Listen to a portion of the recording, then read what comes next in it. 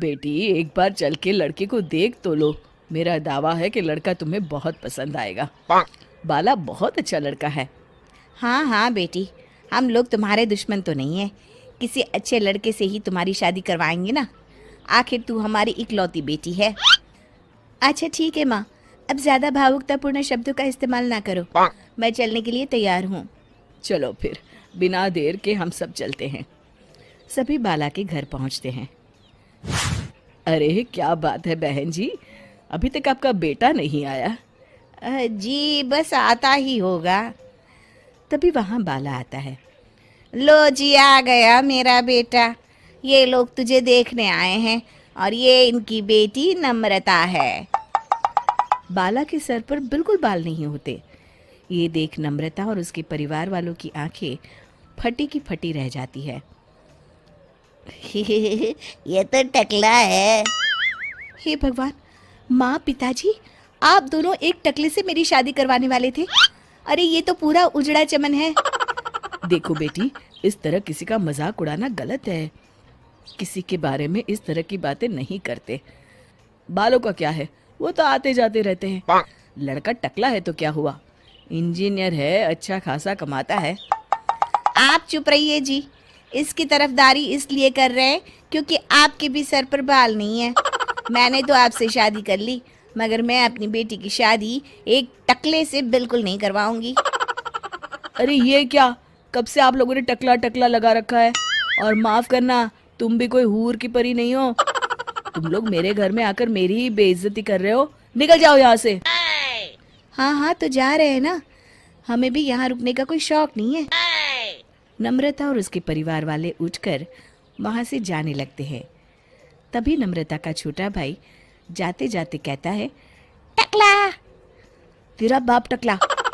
और इस तरह बाला का रिश्ता टूट जाता है।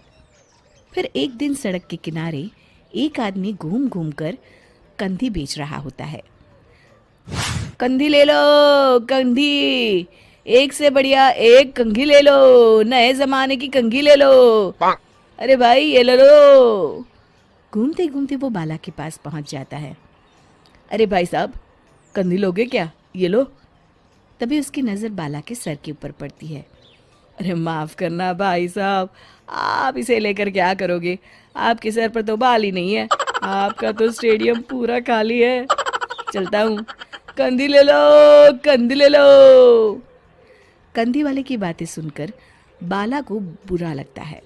उस समय बाला को ऐसा महसूस होता है कि उसके लिए दुनिया में सबसे कीमती कोई चीज़ अगर है तो वो सिर्फ बाल है। बाला सड़क पर चलते हुए लोगों के बाल बड़े गौर से देखता है। चलते चलते बाला एक मंदिर के पास पहुंच जाता है। हे भगवान, तुमने ये मेरे साथ क्या किया? थोड़े से बाल अगर मुझे दे देते तो तुम्हारा क्या चला जाता? सारी दुनिया मेरा मजाक उड़ाती है।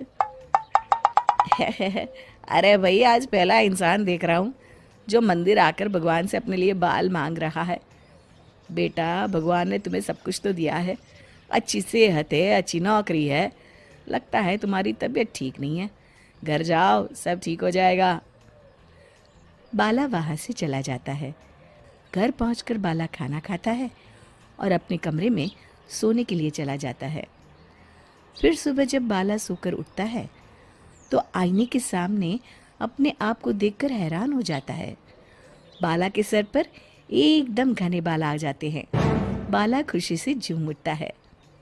अरे ये तो चमत्कार हो गया, मेरे सर पर बाल आ गए। लेकिन ये हुआ कैसे?